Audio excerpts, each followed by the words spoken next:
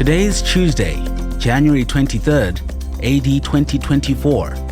This is the Africa Review in 5, written by Paul Schleierlein and presented by Amikani Katunga.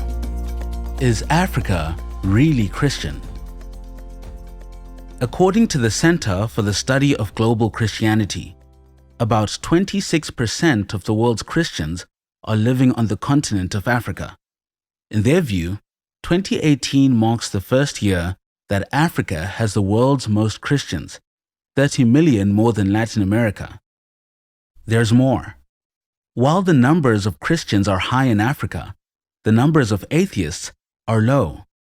Countries with the most atheists include North Korea at 71%, China at 52%, and the Netherlands at 42%. But the least atheistic nations are almost all from Africa. Samuel Kunyop is right. Africans are incurably religious. While the North is predominantly Muslim, Sub-Saharan Africa is quick to claim Christianity. But has Africa really been Christianized? What if we used a different metric to determine a nation's religious moorings? What if the metric became a nation's Christian character rather than the nation's Christian confession? Perhaps the numbers would look much different. Compare the Czech Republic and Uganda, for example. The Czech Republic has the highest number of atheists in the world, at 76%. Uganda is on the opposite end, just 1% atheist. And yet, the murder rate in Uganda is 63 times higher than in the Czech Republic. The crime rate is 2 times higher. Rape is 48% higher. Or consider Japan, which is 57% atheist, and South Africa, which is 15% atheist. Since South Africa is far more religious, with far more professing Christians, one concludes that the morals must be much higher in South Africa. But as with the Czech Republic and Uganda, the opposite is true. In South Africa, rape is 132 times higher than in Japan. Crime is 7 times higher. Drugs are 43 times higher. Though the number of police is 72% higher than in Japan, the murder rate is 32 times higher in South Africa. Our conclusion is that while confessing atheists are few in Africa, practical atheists are many. A practical atheist says with his lips that he believes in God, but his actions deny his existence.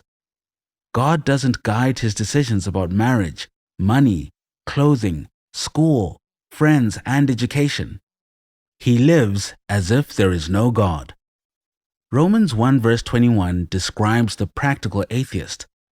Although they knew God, they did not honor him as God or give thanks.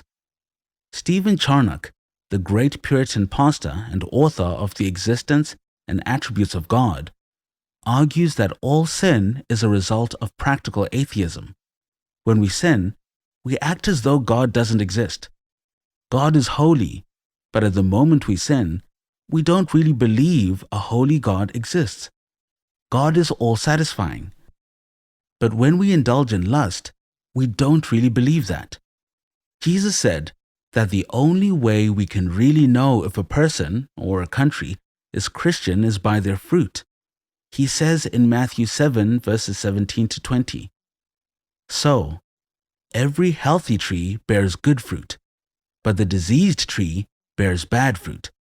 A healthy tree cannot bear bad fruit, nor can a diseased tree bear good fruit.